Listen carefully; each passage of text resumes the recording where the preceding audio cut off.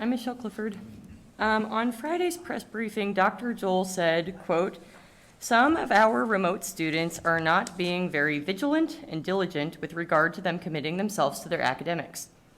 Note that here the term vigilance refers to nearly 35 hours a week holding vigil over the screen of one's Chromebook.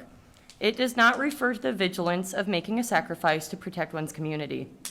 Here, diligence does not refer to the added responsibilities many students have taken on to help their families survive the pandemic, such as caring for younger siblings or working full-time jobs. Instead, it refers to an expectation that frustrated students never give up, even when lagging Zoom calls and district-wide outages create hours of extra work for them. Remote learning is failing not because of students, but because our response has punished families for choosing to keep themselves and others safe. Even as remote only is a choice, it's a choice dictated by necessity. You need to remember that you are a very privileged group of people who do not reflect the over 40% of students living with financial insecurity in our district. For many, footing a hospital bill or having a parent out sick from work is not an option. Even if our plan is working for some, it is the responsibility of the district to respond to those who are being left behind. We already leave kids behind every single year. To say that they need to toughen up and figure it out on their own, or that individual schools are in charge of what happens under a district-wide pandemic procedure, is to shirk your responsibilities, pass blame, and disregard that our inequities are structural ones. Requiring classes to happen simultaneously in person and online inherently means that when one half is getting the necessary attention, the other half is on their own. To not offer classes specific to remote learning is to give a lesser quality education to those who are unable to attend in person. Likewise, the 3-2 system that requires synchronous learning for students on days that they're at home is an issue.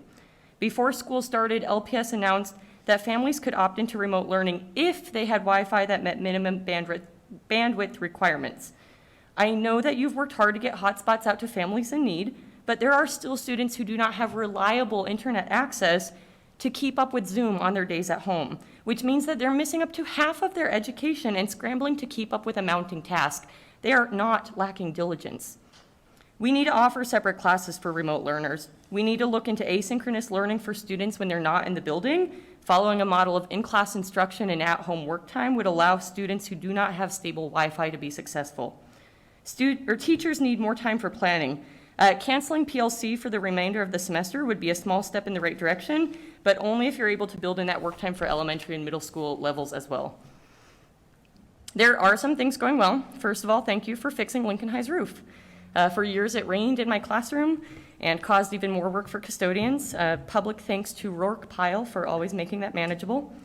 Thank you also for allowing more ELL and special education students to be in the building 5 days a week. Our highest need students should be our highest priority, and that was a good call. Finally, thank you for walking back the move to 100% in-person learning. Even if we end up with 30% of students selecting remote learning, our high schools are up to 30% over capacity, so continuing the 3-2 plan is closer to meeting minimal safety requirements. But the given rationale was inaccurate. According to data, our community hasn't been behaving well for longer than the interim since the last board meeting, and that's because there's not mandates for it. The current stance of LPS to reevaluate regularly does not note what that regularity is, and if the Lincoln-Lancaster dial, opaque as it may be, follows a 3-week trend, LPS should under no circumstances make changes to protocol without 3 weeks or more of trending data. 1 minute. We need to plan for second semester now, including having separate sections for Zoom-only students. You should collect the opinions of those affected, students, families, teachers, and other staff with more integrity than in previous surveys, and act on the results. I regularly solicit the opinions and ideas of my students to inform my teaching, and especially now to see how they're doing emotionally. In the first week of October, I asked a Bell Work question. What local, state, national, or world issues are on your mind lately? It should come as no surprise that students are anxious. They talked about climate change, the election, racism, suicide. They talked about the chaos, saying the unorganized part is the scary part. And that even though our planet is beyond saving, they would try just so they could tell their own kids they had. They carry the weight of adults' choices on their shoulders every single day and are almost never asked what their opinions are. Sometimes they even get blamed for the adults' failures. Within these responses, many students focused on the pandemic and specifically LPS's plan.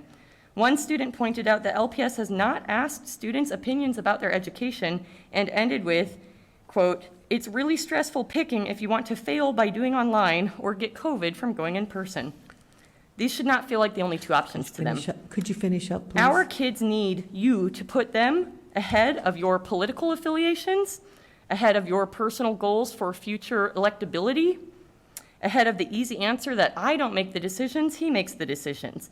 You are the ones making these decisions, and as representatives of LPS, you have sway over public policy in our city. To hear that privately, some of you disagree with what's going on, but are unwilling to help save people's lives by taking a small personal risk is disheartening. Instead of blaming others or remaining silent, use your role to make change.